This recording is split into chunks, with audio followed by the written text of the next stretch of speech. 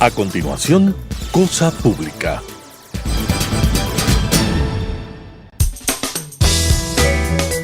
Clasificación B, bajo supervisión de un adulto.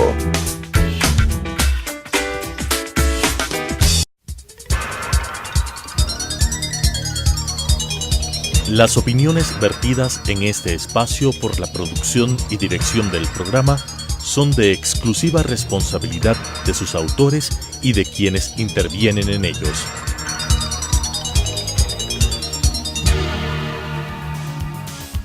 Telesucesos Canal 29 UHF presenta Cosa Pública. Análisis de los temas políticos, económicos, de comercio exterior y empresariales de mayor actualidad.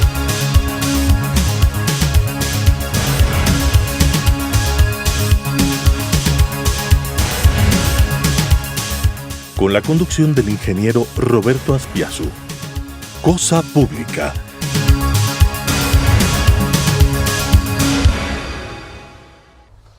¿Cómo están, amigos de Cosa Pública? Es un gusto darles nuevamente la bienvenida. Hemos estado unos días bastante ajetreados, con muchas reacciones en torno a la Ley de Reactivación Económica que ha presentado el Ejecutivo a la Asamblea con carácter económico de urgente. En paralelo, la aprobación pendiente todavía de la proforma presupuestaria 2018 y lo atinente también a la tasa aduanera que está originando una fuerte reacción de parte de los comerciantes en particular. Para comentar estos temas se encuentra con nosotros el economista Mauricio Pozo, uno de los analistas económicos más prestigiosos del país y buen amigo, a quien le damos la más cordial bienvenida a este espacio.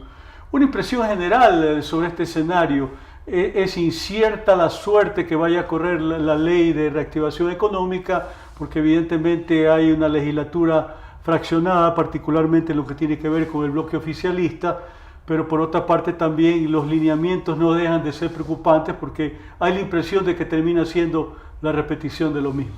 Gracias por la entrevista, Roberto. Efectivamente, el proyecto de ley enviado que titula Reactivación Económica, a mi criterio, no va a reactivar nada. Es un proyecto de ley que tiene algunos problemas, yo diría algunas contradicciones inclusive, con algunos elementos que pueden generar problemas que todavía no podemos dimensionar. Te doy el ejemplo del caso del uso de medios electrónicos de pago, que pasamos de un banco central que tenía la potestad o iba a tener la potestad de emisión, que generó una reacción, me incluyo en eso, por los peligros que esto acarreaba, a una situación actual donde lo que era antes optativo o voluntario, ahora lo quieren poner obligatorio. Y esto puede dar lugar a que la reacción sea contraria a lo que busca el gobierno, que la gente más bien quiera manejar efectivo, porque puede percibir de que hay falta de liquidez y eso obviamente no le convence, como es un tema de costumbre y de mercado que tiene que ir asentándose. Pero la impresión que queda es que esto es algo rancio, ¿no? Es como una repetición de lo mismo, algo que seguramente estaba pendiente de anteriores reformas tributarias y como que el Frente Económico ha visto la oportunidad de meterlos ahora. Yo no le veo cambio de tendencia, no le veo un cambio de modelo, no le veo un tema de fondo que modifique lo que se ha venido presentando, porque para ser francos, o sea, si en el sector fiscal tienes problemas, tienes a mi criterio tres grandes problemas. Tienes un problema de tamaño del Estado, excesivo. Tienes un problema de presupuesto y liquidez y de financiamiento del presupuesto, que es un tercio del total, y tienes un problema de estructura y crecimiento de la deuda pública. Esos son los tres problemas grandes. Ninguno de esos problemas se resuelve con el proyecto de ley. Por lo tanto, los temas estructurales no se están cambiando. Y eso obviamente lo que hace es que simplemente veamos que va a continuar el proceso que se ha seguido. 6.000 millones de deuda en los últimos 5 meses. Y va a seguir. En líneas gruesas, básicamente, es un proyecto de ley con finalidad recaudatoria por un lado, por otro también en lo relacionado al fortalecimiento de la capacidad de gestión institucional, tanto del SRI como de aduanas, entre los principales rasgos, ¿no? Sí, y el gran problema de esto es que a mi criterio el presidente está mal asesorado en el área económica. Macroeconómicamente hablando, si tú impones un tributo y recaudas 1.200 millones, estoy poniendo el ejemplo del impuesto a la salida de divisas, y eso te produce una reducción de inversión extranjera de 2.000 millones, es mal negocio para el manejo económico. En ese ejemplo tuvimos 0 impuesto hasta el año 2007, esto se aplicó al inicio del gobierno anterior, entonces me parece que no le están dando el apoyo y la asesoría necesaria para que se produzcan este tipo de situaciones. El impuesto a la renta del 13º, más el tema de las deducciones para los que ganan menos de 3.000 y más de 3.000, eso da 50 millones de dólares, o sea, no resuelves nada. No resuelve nada. O sea, das una señal de que los que más ganan más pagan, y sí, pero en la práctica eso no tiene impacto. Tal como están las cosas, se va a cumplir con la meta del plan económico, por lo menos hablemos de la proforma presupuestaria 2018, de que la economía crece 2.4% el próximo año. Yo le veo primero difícil, con más aranceles, más restricciones del comercio que inciden en la producción. Aquí escuché algo que en mi vida he escuchado ya 40 años metido en temas económicos, que las importaciones destruyen empleo. Me parece que eso sí es lo último que he podido escuchar, pero más allá de eso, yo no le veo fácil la meta del 2, un poco más por ciento de crecimiento, a menos que suplan todos los problemas que están teniendo con más endeudamiento y con fuerte endeudamiento. Ahora, de modo propio, la suerte del proyecto de ley en la legislatura es un interrogante mayor, me lo mencionaba, por la circunstancia que el bloque oficialista está dividido, y de hecho, en la Comisión de lo Económico hay 4 correístas, y sumamos esos votos a la oposición, de pronto no tienen mayoría para dar luz verde al proyecto de ley. Sí, probablemente hay esa opción. Claro. Además, realmente el que da el norte y la conducción de la política económica es del gobierno. Entonces, si tú envías un proyecto que no es bueno, o sea, todos los cambios que pueda hacer el Congreso, la Asamblea, no van necesariamente a terminar en una buena ley. Entonces yo te diría, lo más sano a mi criterio sería que devuelvan esa ley y manden una buena ley, porque sí se requieren temas que hay que arreglar, pero no en esa forma. Y parte del problema es que la mayoría de legisladores no entienden estos temas tributarios, de forma tal de que desde ese punto de vista la posibilidad de que el proyecto pueda mejorar significativamente es muy reducida, ¿no? Yo te digo, no veo mucho espacio de mejora como está planteado. Veo riesgos. El presidente dijo que va a ser un solo proyecto por todo el periodo de gobierno, pero yo habría aspirado que sea un buen proyecto, porque si no estamos partiendo de una base que no va a servir. Yo creo que tampoco le dan información adecuada en el tema del presupuesto del Estado. Dicen que va a reducirse, pero le hacen comparar con el presupuesto que se aprobó, no con el que va a ser, con el real, con el ejecutado. Pero en la práctica hay una reducción de cerca de 2.000 millones de dólares. No, Roberto, eso es respecto al que aprobaron. Cuando tú le ves el devengado hasta octubre, es decir, lo que ha pasado ya a octubre, y le proyectas 2 meses, que ya son pocos y hay cómo estimar más precisamente, tú ves que el presupuesto crece en cerca de 400 millones, y crece sueldos y salarios, y crece bienes y servicios. Es decir, no hay tal tema de austeridad que inclusive está normado en el decreto de hace poco tiempo. Ahora, pero la austeridad se supone que va a significar un ahorro de 500 millones de dólares. ¿Cuánto más se puede hacer en esos términos? Porque frecuentemente los voceros gubernamentales lo que alegan es que no se puede recortar a maestros, a salubristas, a policía, y se justifican de ese modo, ¿no? Yo creo que ese es un tema ya tan trillado, de que la austeridad más austeridad significaría votar gente de estas áreas, que en la práctica no es así.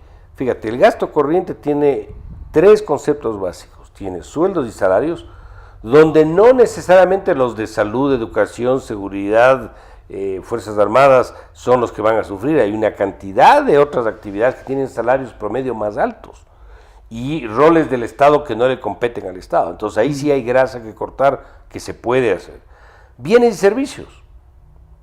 Ahí hay yo te diría, una lista interminable de cosas que se pueden recortar. Hay 60,000 vehículos del sector público, multiplique eso por $300, te da 200 millones al año en gasto de mantenimiento. Los proyectos hidroeléctricos son 8, ¿no será de que 6 se busque un sistema de alianza público-privada y el resto maneje? O sea, algo tienen que hacer, pero como está, me parece que ahí no funciona. Y en paralelo está el tema de la tasa aduanera, que es pernicioso desde el punto de vista de la discrecionalidad del servicio de aduanas en cuanto a fijar cómo se va a aplicar la tasa de 10 centavos por unidad de peso. Eso está tan confuso que yo te diría, nadie entiende, y veo que los rangos de afectación pues varían entre la lista que yo vi entre 7 y 150%. Y en algunos casos es más de lo que tenían las subpartidas arancelarias correspondientes con el tema de la salvaguardia. Además hay un tema de concepto más allá de los porcentajes. Tú no vas a controlar un tema de contrabando con aranceles altos, ni con este tipo de normas. Eso no tiene lógica. Es como querer controlar el contrabando con un policía atrás de cada importador, o sea, eso no es así. Eso arreglas con sistemas mucho más planos, más flat, de aranceles para importaciones, para que el incentivo a contrabandear o comerciar ilegalmente se reduzca. Claro. Pero con este tipo de mecanismos no vas a resolver el problema y generas una distorsión terrible. Y la clave de la reactivación es, valga la redundancia, activar el consumo, la demanda, y evidentemente de lo que vemos en los indicadores macroeconómicos como la deflación, es decir, que hoy por hoy no hay inflación en el país, sino que realmente los precios se están hundiendo, pues es una señal inequívoca de que el público en general no está demandando compra, ¿no? Así es una clara demostración del estancamiento económico que tiene el país. La deflación es parte del problema, es una manifestación, te diría yo, sí, no es sano, del problema, no es sano. Y las importaciones traen empleo, o sea, tú traes un vehículo, alguien repara el vehículo, alguien vende el vehículo, alguien le pone gasolina al vehículo, o sea, hay empleo involucrado, quieran o no. Ahora, lo que no deja de llamar la atención es el hecho de que durante la campaña electoral el presidente Moreno habló como un tema prioritario lo relacionado a la reestructuración de la deuda, pero han transcurrido ya varios meses y hasta donde sabemos todavía no se han dado pasos en esa dirección. No hay nada de eso, como tampoco hay nada del tema de seguridad social. En el presupuesto enviado no está, por ejemplo, el pago de los 2.500 millones de salud que le debe el Estado a la seguridad social, lo del 40% tampoco, y hasta donde yo recuerdo había el ofrecimiento que esto se iba a pagar, pero en la proforma enviada no está. Yo ya lo revisé, no está puesto ahí. Y eso obviamente contraviene no solamente el ofrecimiento, sino lo que yo creo que hay que hacer. Y en el tema, obviamente, de las reservas internacionales que le prestaron al gobierno, tampoco dice nada, no sabemos qué va a ocurrir. Y en materia de anticipo de impuesto a la renta como impuesto mínimo, entiendo que eso ha quedado también medio soslayado, no se plasma ahí ningún compromiso. Claro, ahí se habla del tamaño de las empresas, que ese es otro error. O sea, dices, por proteger a las pequeñas y a las micro, que estas exoneraciones. Las otras sí tienen otro tratamiento, más impuesto a la renta. Las pequeñas les venden cosas a las grandes. Y las grandes, si no están bien, no les compran a las pequeñas, entonces no arreglas nada. Suena bien el mensaje, que los que más ganan, más paguen, pero en la práctica así no funcionan las cosas. Ahora, lo que es un contraste es que parecería ser que en el ámbito político, por la vía de la consulta popular, se le estaba dando una salida al país en términos de voltear la página respecto a la década del autoritarismo correísta. Y se esperaba que como correlato o en paralelo se presentara un plan económico creíble. Evidentemente hasta ahora no hay nada que se parezca a un plan, ¿no? Yo te diría, en el campo político, la sagacidad del presidente y la astucia en el buen sentido de la palabra ha sido sorprendente, o sea, sí, ha hecho mucho en 5 meses. Sí, hay que reconocerlo, en efecto. Ha sido así, realmente un erudito en temas de manejo político.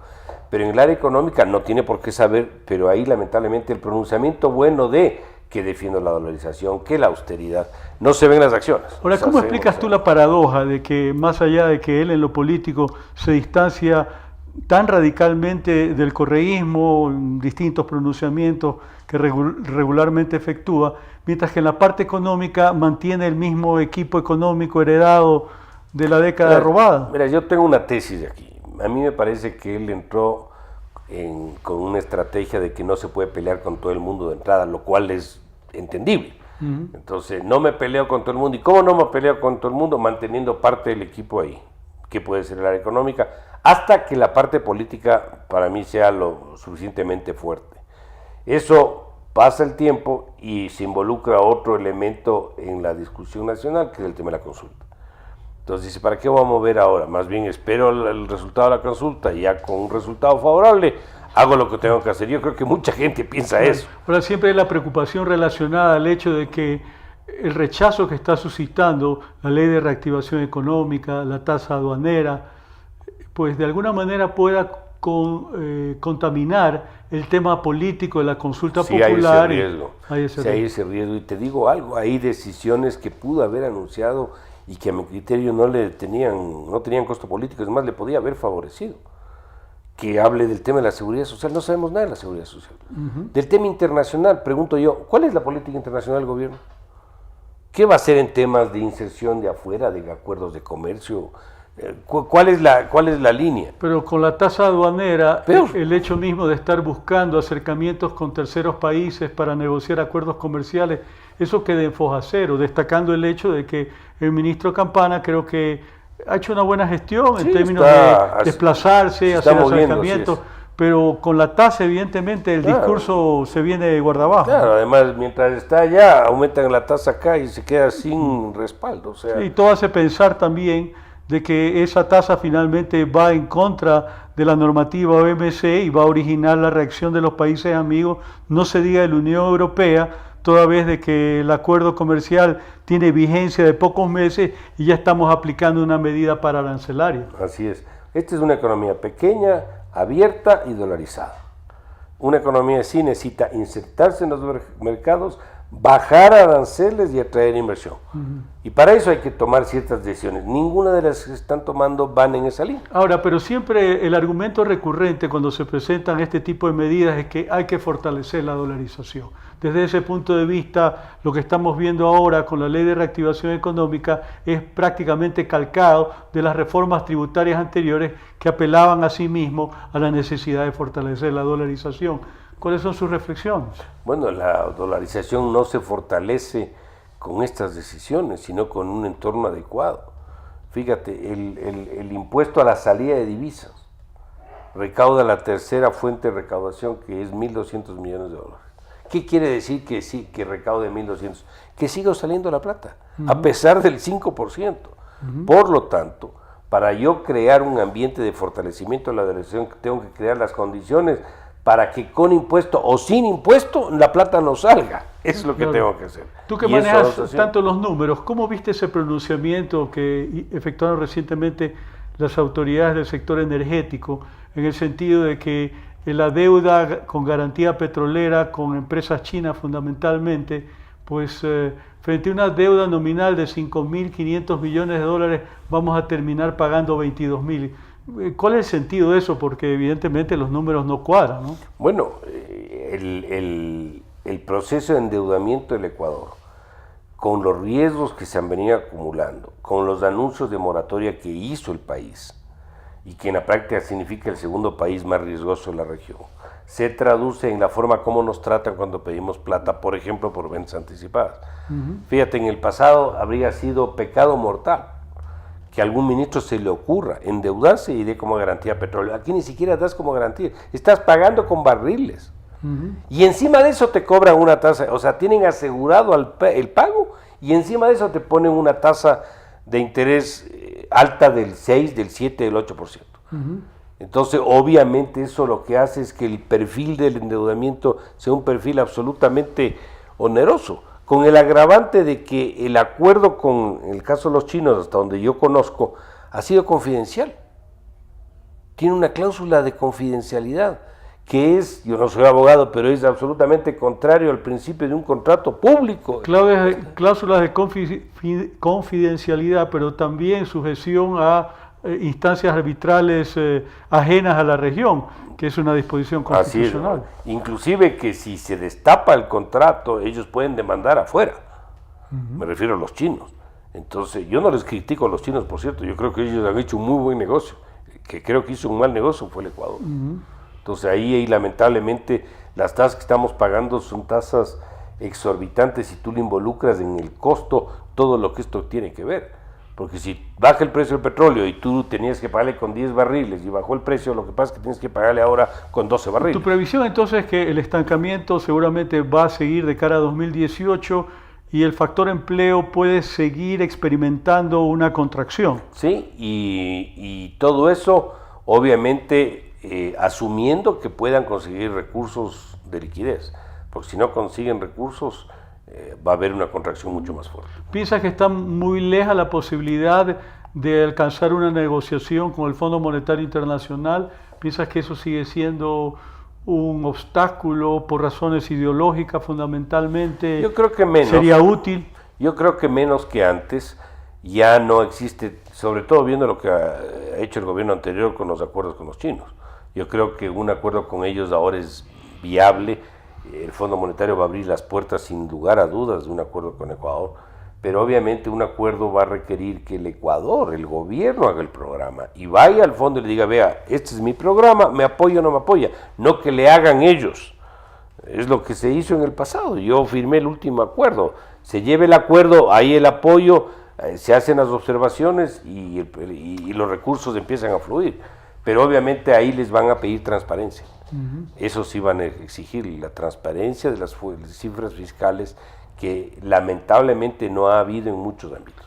Lo último, Mauricio, el riesgo país es un indicador a veces antipático que ha tenido mucho altibajo últimamente, pero finalmente eso está asociado sobre el costo del dinero para el país, de manera tal que yo te pediría alguna reflexión, comentario sobre el particular. El riesgo país está asociado al precio de los productos de exportación principales, en el caso de gordo el petróleo. Cuando sube el precio del petróleo tiende a bajar el riesgo país.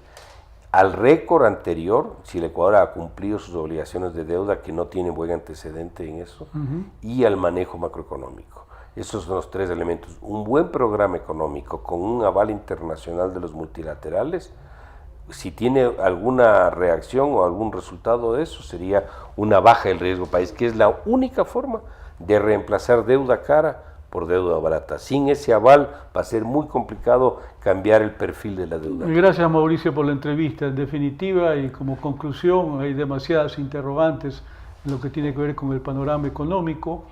Evidentemente el debate sobre el proyecto de ley presentado, sobre la tasa aduanera, está abierto y obviamente esperamos que esto tenga un desenlace que sea favorable en función del interés nacional. La coyuntura de modo propio es bastante difícil y necesitamos algunas luces para salir adelante. Con esta reflexión final despedimos Cosa Pública, no sin antes agradecerles como siempre su amable sintonía.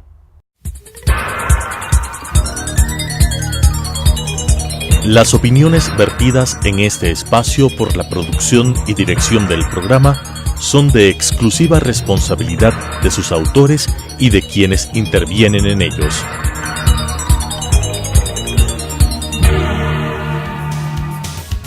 Telesucesos Canal 29 UHF presentó Cosa Pública, análisis de los temas políticos, económicos, de comercio exterior y empresariales de mayor actualidad.